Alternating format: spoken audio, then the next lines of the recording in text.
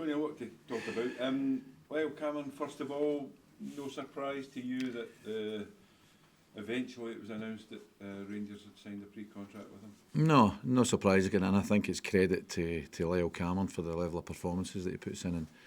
And that's him now. I think it's 108 times he's played for the club and scored 27 goals. And that's 1 in 4 for a midfielder, which is outstanding. But even more than that, this year, when I had asked him to step up to the plate.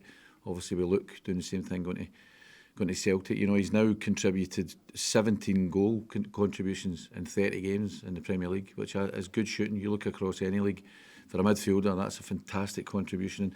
And what comes with that is when you're playing at that level and you're playing with that consistency, you're obviously going to attract suitors. So it's the nature of the industry now, and I couldn't be more pleased for Lyle. But I'm pleased in the fact that I've still got him because he's a brilliant kid. We've got a really good relationship, and I know he'll continue to give absolutely everything in a Dundee shirt because he wants to leave here, his head held high. If he left now, he would, but he realises we've got objectives and he'll be a large part of that going forward. You mentioned his attributes and the role he's played here in the last couple of years. You've all received some compensation for him. How do you quantify that? How simple is it to put that into figures as to what Dundee would be seeking? It's difficult because for me as manager, I just look to get players that are going to go on the pitch and give me the best opportunity of winning football matches.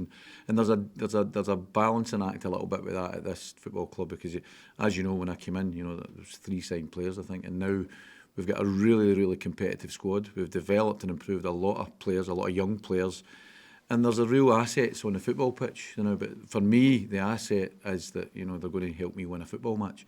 Then, as a club and in terms of business, obviously that generates income for the football club, and that can only be a good thing. You got over $1 million for Luke. Is it simple to you mentioned, trying to compare the two? Is that what his value is? Listen, that's no for me. Yeah, that's for other people. That's for the business people to talk about what the values are of that. My value, or Lyle Cameron's value at this football club is exactly what I've said. In 30 matches he's contributed 17 goal contributions. That's fantastic in any league. So, it's important that I know what the gig is here. It's about improving and developing footballers, and there's ones coming behind them. There's your Finn Robertsons and Josh Mulligans and Aaron Donnelly's, young players that we're looking to improve and develop. And this is what happens, when they do that well and they're ambitious young men like they are, then of course they're going to attract suitors, and that's the nature of this industry. Saturday against Hearts, to say it was not the best day you've had in your managerial career is a bit of an understatement. All had been going well. No indication this was coming, did you? No indication. I think the word, I was looking for the right word. I think the word aberration probably would come to mind. It's important. I've got a good group in there, and we analysed that game right away. And you would just say it was a really bad day. A really bad day at the office. And I thought Hibs had a really good. Hearts had a really good day. And it's one of these ones in sport. You need to put it down to that. I don't.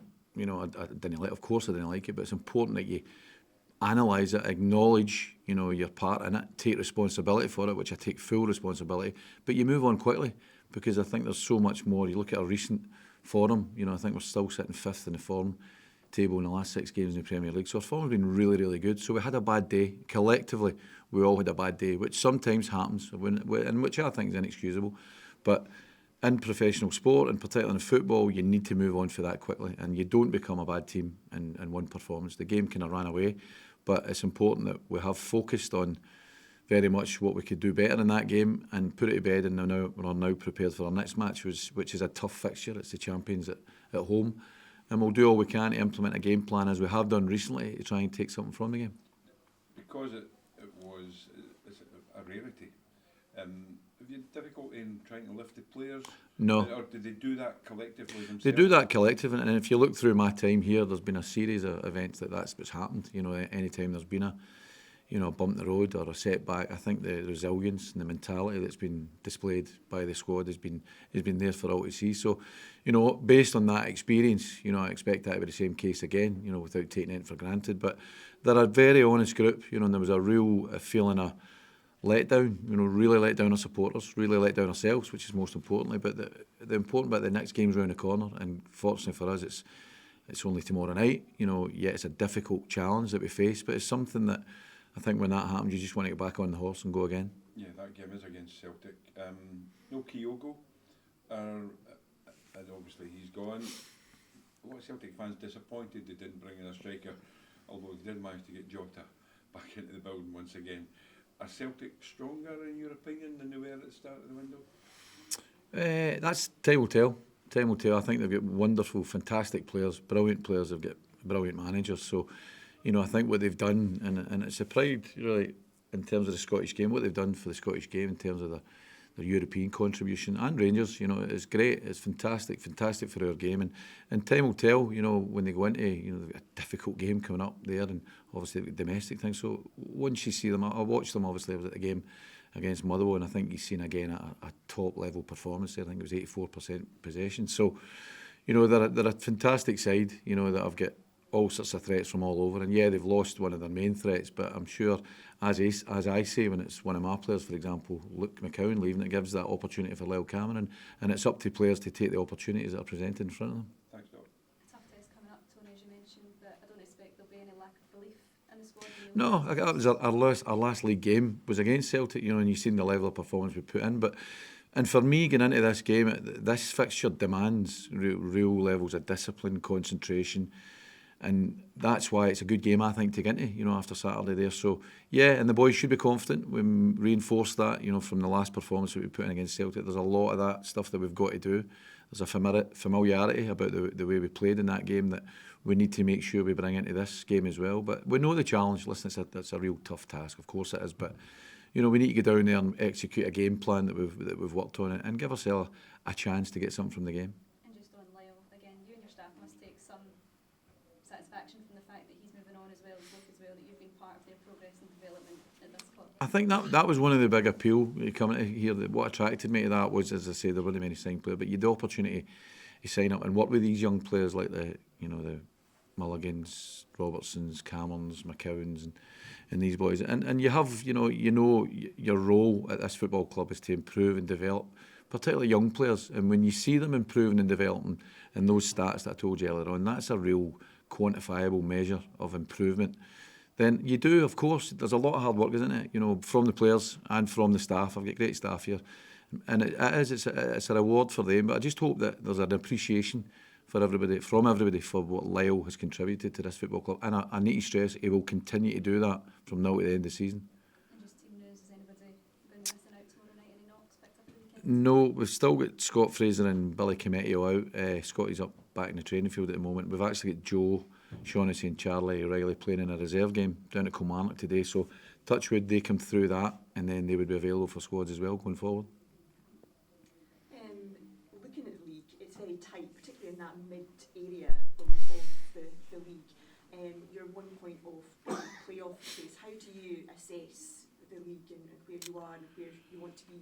It's extremely tight, but we're in. I really don't look at the league table at the moment. I look at it game by game, and I know that's cliche, but that's what it is at the moment. And we've got a run of games coming up. We play Celtic, obviously, then we get the Scottish Cup, and then we're going to a run of games there where it's important that each game on its merit.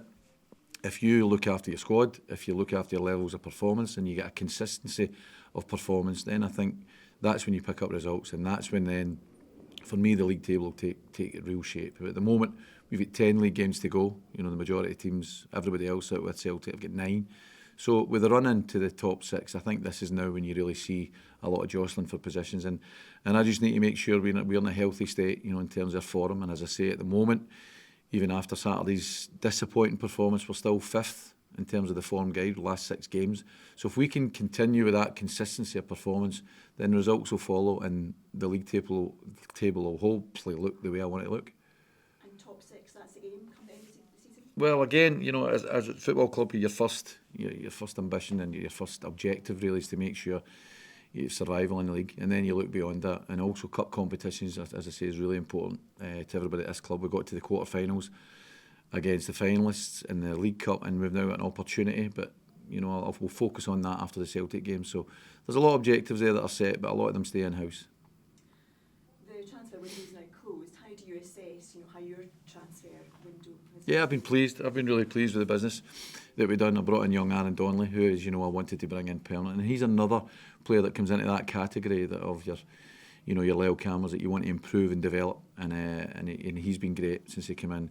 We've brought in the 2 Mexican boys, young Cesar Garza, again, a 19-year-old from Monterrey that comes into that category. You want to improve and develop him, and I think you see the levels that he's got to. And we've got young Victor Lopez, who's impressed in the training field, just need to wee adaptation at the moment, and Amari Samuels. So the 4 that we've brought in, I've been pleased with the business that we've got. And also young Luke Graham's now went back out on loan to Falkirk. And again, that's important. That's another way of developing a player, but that's something that he's done very well for the first part of the season, and hopefully he'll continue that. Tony, losing Lyle to Rangers obviously a huge blow for you. Just how hard will a player of that quality be to replace? Well, listen, we all thought that about Luke as well, you know, and what it does is, I've just, you know, Brian made reference to Eric Kyogo, it gives other players opportunities, and it's our job to try and keep that conveyor belt going, you know, to make sure that every day that the players come in, they see opportunities to play in the team. You know, I think you're seeing a real level of consistency at the moment from Josh Mulligan, because he's bedded down his position in the team, he's working really well, and he's getting his rewards for it. So, yeah, of course, anybody with those stats, and anybody particularly with, you know, the qualities that Lyle's got, not just as a footballer, he's a good person, Lyle, and a really conscientious, ambitious footballer. Of course, it's difficult to replace that, but it's our job as a staff, and my job as a manager, to endeavour to do that. And playing Celtic in their own backyard, tough task, as we all know.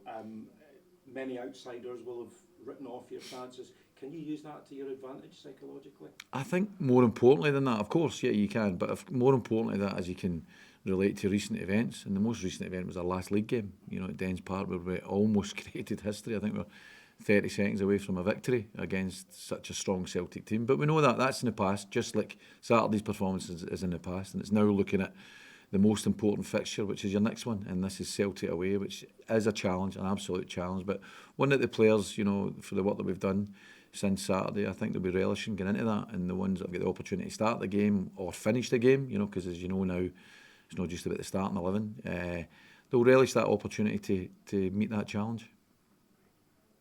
Thank you, Tony. Thanks very much. That was, thank you. Cheers.